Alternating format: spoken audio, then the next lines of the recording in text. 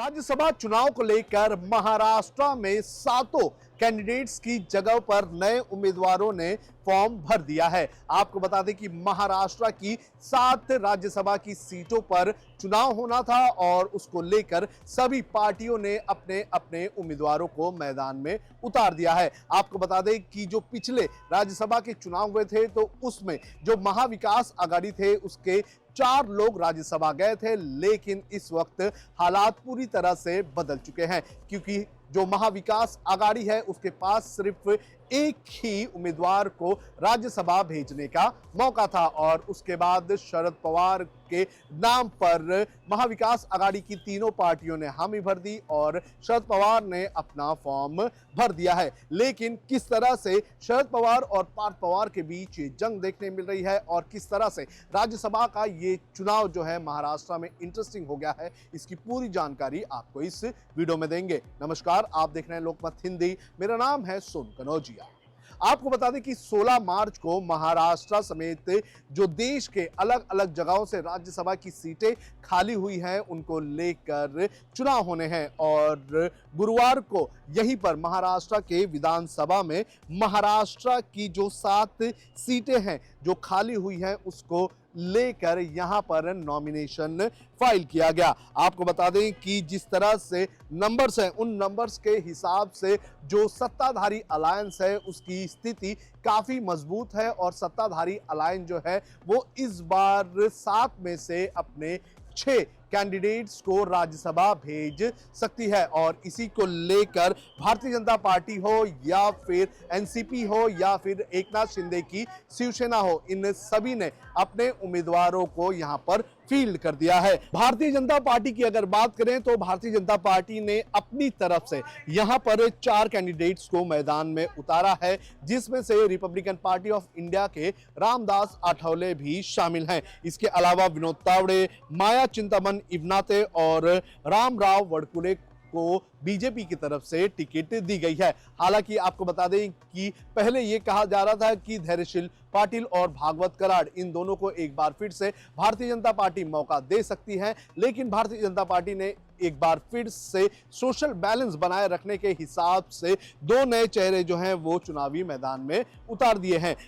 जो माया चिंतामन इनावते हैं वो जो है एक सामाजिक कार्यकर्ता हैं, नागपुर की मेयर भी रह चुकी हैं और आदिवासी समुदाय को रिप्रेजेंट करती हैं। वहीं रामराव वड़कुले की अगर बात करें तो वो पहले शरद पवार की एनसीपी में शामिल थे और उन्हें जो है मौका दिया गया है। इसके अलावा एकनाथ शिंदे ने भी चौंका देने वाला फैसला लिया है। एकनाथ शिंदे की तरफ से पहले कहा जा रहा था कि राहुल शेवाले जो कि इसके पहले भी सांसद रह चुके हैं उन्हें जो है मौका दिया जाएगा, लेकिन उनकी जगह पर ज्योति वाघमारे जो कि सोलापुर से आती हैं और एक सामाजिक कार्यकर्ता हैं उन्हें मौका दिया गया है। इसके अलावा यह कहा जा रहा था कि अजित पवार की एनसीपी की तरफ से हो सकता है कि शरद पवार को समर्थन देने का काम किया जाए, लेकिन ऐसा नहीं हुआ। जो अजित पवार की एनसीपी है उसकी तरफ से अजित पवार के बेटे पार्थ पवार को इस बार राज्यसभा भेजने का मन बनाया गया है। आपको बता दें कि पहले यह कहा जा रहा था कि जो पार्थ पवार है वो सुनेत्रा पवार की जगह पर जब बाई इलेक्शंस होंगे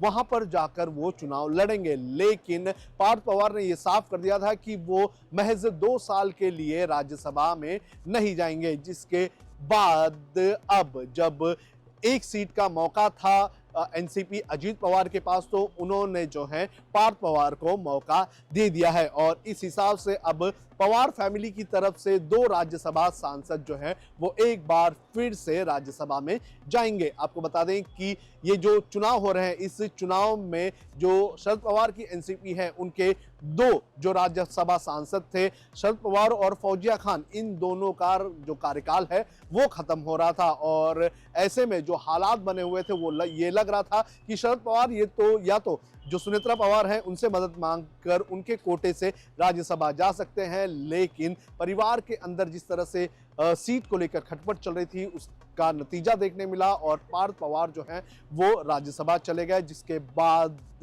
शरद पवार की बेटी सुप्रिया सुले ने कांग्रेस और उद्धव ठाकरे से बात की और बात करने के बाद शरद पवार के नाम पर सबकी मंजूरी ली और फिर शरद पवार ने जो है यहाँ पर नॉमिनेशन फाइल किया। हालांकि शरद पवार की तबीयत खराब है तो उनकी बेटी सुप्रिया सुले आई थी यहाँ पर नॉमिनेशन फाइल करने के लिए। तो अब राज्यसभा के ये जो चुनाव है ये महाराष्ट्र के लगभग तस्वीर साफ होती हुई नजर आ रही है, क्योंकि 7 कैंडिडेट्स उतारे हैं, 60 कैंडिडेट्स की सीट्स खाली हुई थी और जो सत्ताधारी अलायंस है उसके पास 6 कैंडिडेट्स को जिताने के नंबर्स थे तो उन्होंने अपने 6 कैंडिडेट्स उतारे हैं और जो विपक्षी अलायंस है उसके पास महज 1 कैंडिडेट को जिताने के नंबर्स थे तो उन्होंने भी 1 कैंडिडेट को उतारा है। तो ऐसे में जो हालात बन रहे हैं उसमें यह लग रहा है कि जो सभी कैंडिडेट्स हैं वो चुनाव जीत सकते हैं। लेकिन आपको यह भी बता दें कि पहले यह कहा जा रहा था कि इस पूरे चुनाव में जो एकनाथ शिंदे हैं वो खेला कर सकते हैं। एकनाथ शिंदे जो है वो 2 कैंडिडेट उतारने वाले थे, लेकिन लास्ट में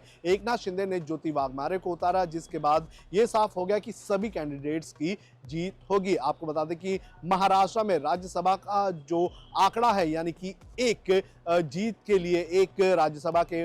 जो कैंडिडेट है उसको जीतने के लिए 37 वोटों की जरूरत होती है। तो महाविकास आघाड़ी के पास महज 1 से कैंडिडेट को जिताने के नंबर्स हैं, तो वहीं दूसरी तरफ जो सत्ताधारी अलायंस है उसके पास अपने 6 कैंडिडेट्स को जिताने का नंबर्स है। तो इस तरह से महाराष्ट्र में राज्यसभा चुनाव को लेकर जो पूरी तरह से तस्वीरें साफ हो चुकी हैं, लेकिन देखना जरूरी है कि जब चुनाव होंगे तो महाविकास आघाड़ी के जो एक्सेस जो वोट हैं, जो लगभग 7 एक्सेस वोट हैं, वो किसको जाते हैं। क्या वो एकनाथ शिंदे या पार्थ पवार को वोट देंगे, ये देखना बेहद ज्यादा जरूरी है।